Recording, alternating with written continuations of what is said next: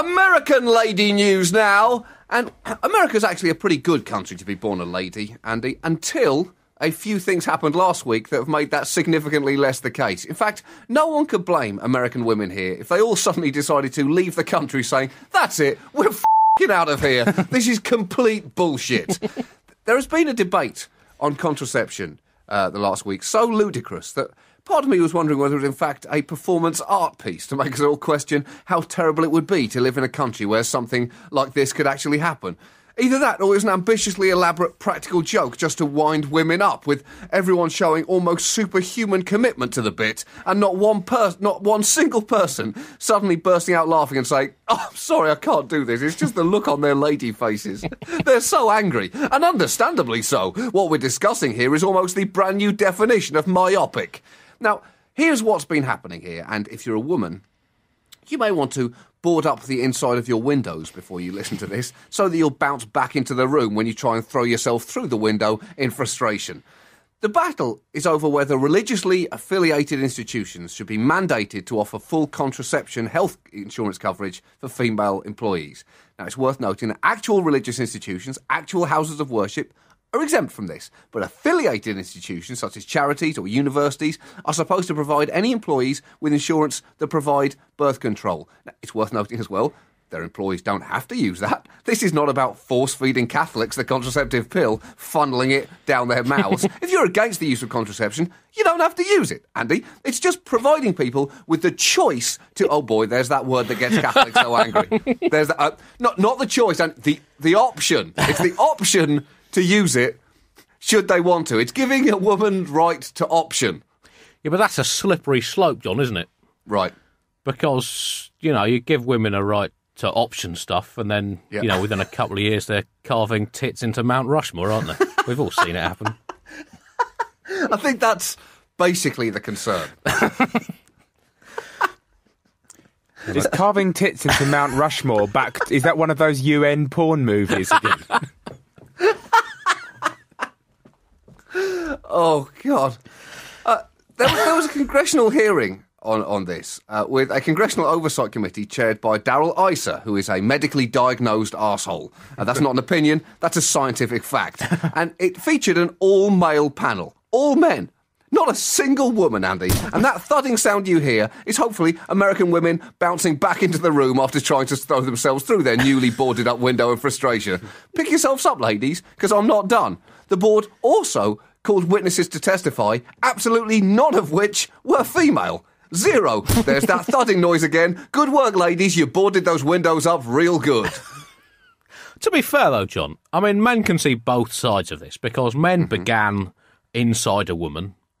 True. And then they've come out as men, whereas women have just spent their whole pre-life and actual life on the feminine side of the fence. So what perspective can they possibly bring? God, that is a far better point than came up in any of those congressional hearings, Andy. Rick Santorum, who's proven to be quite an entertainer, he's a lady killer, Andy. He's a lady killer in the sense that he likes to kill the souls and belief in human nature of anyone with an X chromosome. He responded to the Susan G. Komen Foundation's decision to retract funding from Planned Parenthood for breast health care services by saying, "I don't believe breast cancer research is advanced by funding an organisation that does abortions where you've seen ties to cancer and abortions." Now, I mean, aside from the what? grammatical nonsensity of it, you do have to slightly question Mr. Santorum's scientific qualifications for this, bearing in mind that the scientific community has concluded pretty much unanimously that abortion has absolutely no link to breast cancer at all. On that side of the fence, you have the World Health Organization, the US National Cancer Institute, the American Cancer Society, the American College of Obstetricians and Gynecologists, and the Royal College of Obstetricians and Gynecologists in Britain. And on the other side, you have Rick Santorum, whose qualifications as a medical research scientist include that he once went for a donkey ride with a grape in his ear to see if it would affect his balance, and when suffering from a cough, he growled the Steppenwolf classic Born to be Wild 5 times over in his kitchen, using a baguette as a pretend microphone to see if it would clear up his throat. It did, but he then suffered tonsillitis as a result. I mean, that isn't true, John. In fact, he has even fewer qualifications Right. than this. That's worse. He didn't do either of those things, making him even less qualified. Wow, that is chilling. Now, let's be fair, though. Rick Santorum is a strong supporter of a woman's right Santorum, to you've just shut made it, up. You've just made him plural, John. He's that's right. He's a strong supporter of a woman's right to shut up and let other people decide about what she should do with her body. He's very much pro-choice in terms of them choosing to shut the up. And Santorum's website states every American should have access to high-quality, affordable healthcare, with healthcare decisions made by patients and their physicians. Now, that might make a woman say, hold on a second, Rick Santorum doesn't sound that bad. Wait, ladies, wait. Let the full Santorum come blasting through.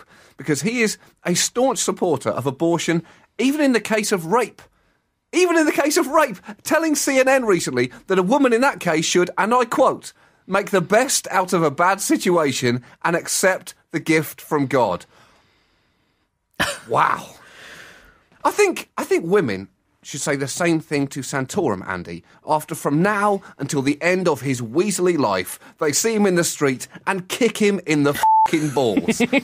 Please accept this gift from God, Rick, this pointed-shoed gift to your plums. Why are you rolling around on the ground crying, Rick? Please make the best out of this bad situation. In fact, rejoice, because I believe another lady is coming over to gift you with another high-velocity nutshot.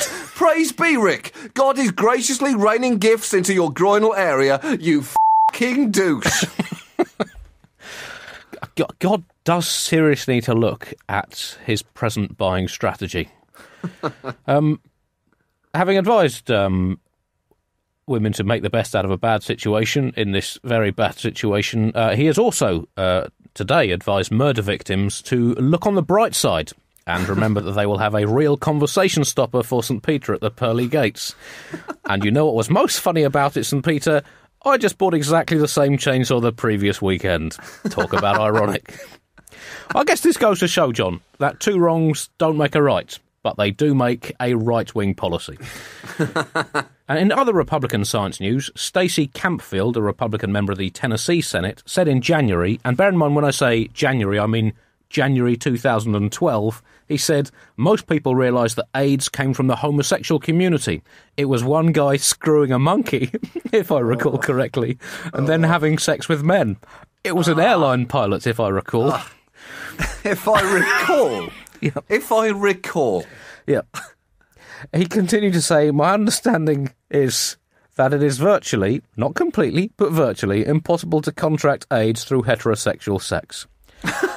And the people of Africa might slightly disagree with him on that one, John. Unless God, I was going to say, I've just been in a country that's well, exactly. doesn't really back up those scientific findings that he's recalled. Unless the head. 12 million women with HIV and AIDS in sub-Saharan Africa are in fact all gay men, which, if it were true, would go down as arguably the most logistically impressive hoax of all time. It might even beat Catholicism to that title. Now, I'm not saying Catholicism is the only religion that's a hoax. I'm just saying it's been the best organised one. And most profitable. Mr. Campfield, who must wake up every day in hysterics at the irony of his own name, later quoted the odds of heterosexual transmission of AIDS at 1 in 5 million. Medical experts say the odds of transmission in heterosexual sex between an infected male and a female are, in fact, between 1 in 500 and 1 in 1,000. So Mr. Campfield was merely between 99.98 and 99.99% wrong. Or, very charitably, only very slightly right. Here's an interesting coda to this ladies section, John. Amongst the best-performing economies in the world currently, Norway, Sweden and Denmark also have amongst the highest proportion of women in Parliament. Rwanda now has the highest, with I think about 56% of women parliamentarians. That's the highest percentage in the known world. And they seem to be having slightly fewer abominable civil wars involving the unbridled slaughter of women and children than they did when the guys were running the place.